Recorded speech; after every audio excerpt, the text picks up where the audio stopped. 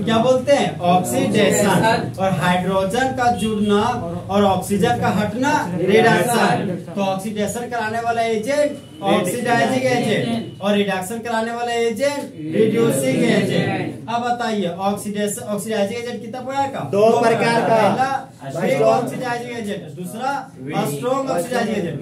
घुमा दिए, ठीक है। अब स्ट्रॉन्ग में मेरा एग्जांपल पहला potassium permanganate oblique sulphuric acid, दूसरा potassium dichromate oblique sulphuric acid, तीसरा कंसंट्रेटेड नाइट्रिक एसिड। अब वीक में मेरा 3 गो, पहला पीसीसी, दूसरा टॉलेस रिएजेंट, तीसरा हेलिंग रिएजेंट। तो जब कमजोर ऑक्सीडाइजिंग एजेंट होगा तो सिंगल स्टेप रिएक्शन करेगा। कितना स्टेप? दो सिंगल स्टेप। और स्ट्रॉन्ग ऑक्सीडाइजिंग एजेंट लेंगे तो 2 स्टेप। अब मान लो तुम एल्डिहाइड पर खड़ा स्ट्रॉन्ग ले लिया तो पक्का वो पगला कार्बोनिक एसिड में जाएगा, वो 2 स्टेप थोड़ी जाएगा। फिर समझ रहे बात? हम लोग एग्जाम्पल पे आ रहे हैं। तो एल्डिहाइड का सिंबल हो गया तो CHO, ठीक है।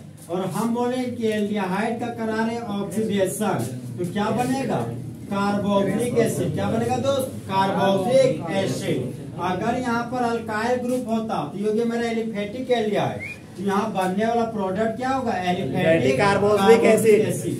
अगर अल्काइल ग्रुप हटा कर एराइल ग्रुप होता तो ये हो जाता है एरोमेटिक एल्डिहाइड, तो यहाँ पर बन जाता मेरा एरोमेटिक कार्बोक्सिलिक एसिड। क्या बन जाता? Aromatic carboxylic acid.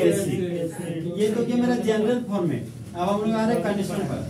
मान लिया पहला एग्जांपल है मेरा CH3CHO और यहाँ पर लिखा हुआ है कंसंट्रेटेड नाइट्रिक एसिड।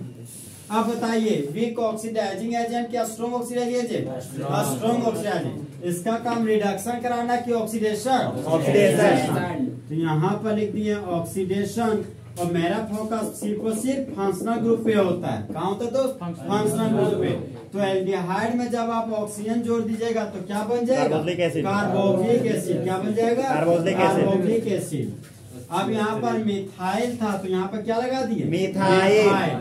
तो 2 कार्बन के कार्बोक्सिलिक एसिड को क्या बोलते हैं? Acetic acid. और IUPAC name ethanoic acid. Ethanoic acid. 2 carbon के एल्डिहाइड को क्या बोलते थे? एसिटाल्डिहाइड। क्या बोलते थे? एसिटाल्डिहाइड। तो इस कंपाउंड का नाम तो दोस्त एसिटाल्डिहाइड हो गया।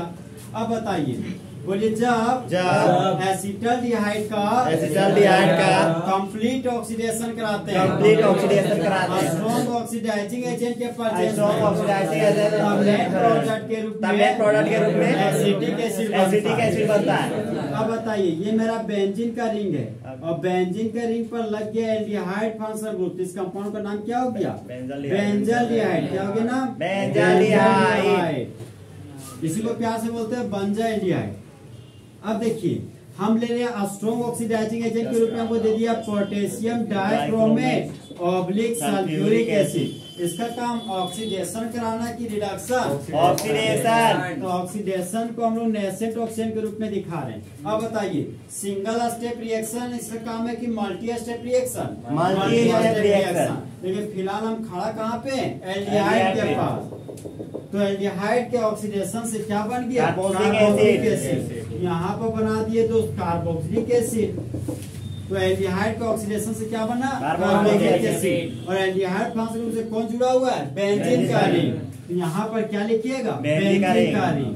तो बेंजीन के रिंग पर कार्बोक्सिलिक एसिड है, इसका यूपिक नेम हो जाएगा बेंजोइक एसिड। चाहे इसका वो नाम था बेंजीन कार्बोक्सिलिक एसिड। क्या था नाम दोस्त? Benzene carboxylic acid. तो बोलिए जब बेंजाल्डिहाइड का कंप्लीट ऑक्सीडेशन कराते हैं, स्ट्रॉन्ग ऑक्सीडाइजिंग एजेंट के बेंजाल्डिहाइड बदल जाता है बेंजोइक एसिड के रूप में। तो होने वाले रिएक्शन को ऑक्सीडेशन ऑफ एल्डिहाइड कहते हैं। इस तरह हमारा ऑक्सीडेशन ऑफ एल्डिहाइड क्या हो गया? खत्म।